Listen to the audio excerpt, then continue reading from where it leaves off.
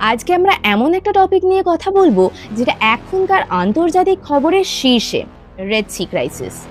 এই সংকট শুধু বিশ্বের বাণিজ্যই নয়, ভারতের অর্থনীতি, শিপিং, এমনকি জ্বালানি দামের ওপর বড় প্রভাব ফেলেছে। তো আজকে আমি সহজভাবে এটা ব্যাখ্যা করব, মন দিয়ে শোনো। রেড সি হলো বিশ্বের অন্যতম গুরুত্বপূর্ণ সমুদ্রপথ।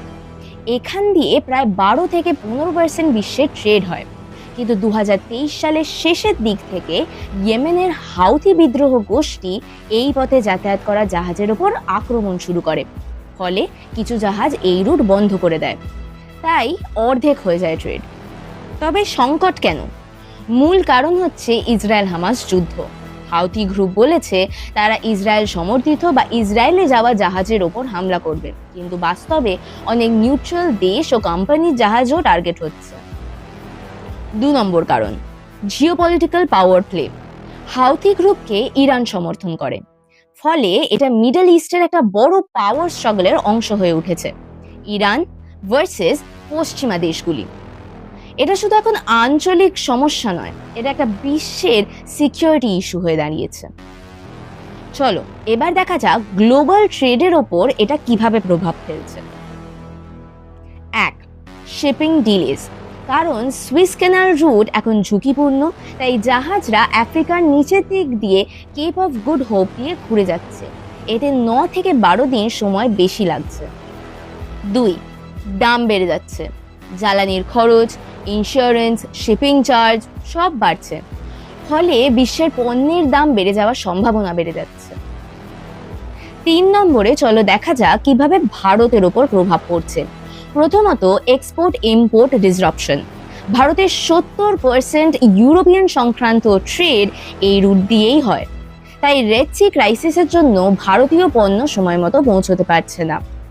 বিশেষ করে textile, Pharma, auto parts, electronics এর উপর বড় প্রভাব পড়ছে। দ্বিতীয় হচ্ছে ক্রুড অয়েল প্রাইস। ভারত যে জিনিসটা সব থেকে বেশি আমদানি করে সেটা হচ্ছে ক্রুড অয়েল।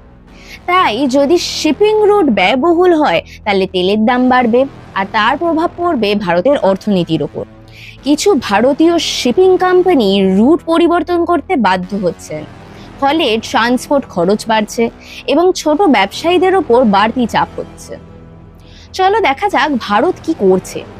ভারত ইতিমধ্যে অপারেশন সংকল্প শুরু করেছে, যেখানে ভারতীয় নৌবাহিনী গালফ অফ এডেন এবং এই রেড সি অঞ্চলে ভারতীয় জাহাজগুলোকে এসকর্ট করে নিরাপদে নিয়ে যাচ্ছে। ভারত মিশর, সৌদি আরব, ইইউ এবং অন্যান্য দেশের সাথে কূটনৈতিক আলোচনা করছে, যাতে এই রুটটি আবার নিরাপদ করা যায়। ভারত শান্তি বজায় রাখার পক্ষেই থাকে।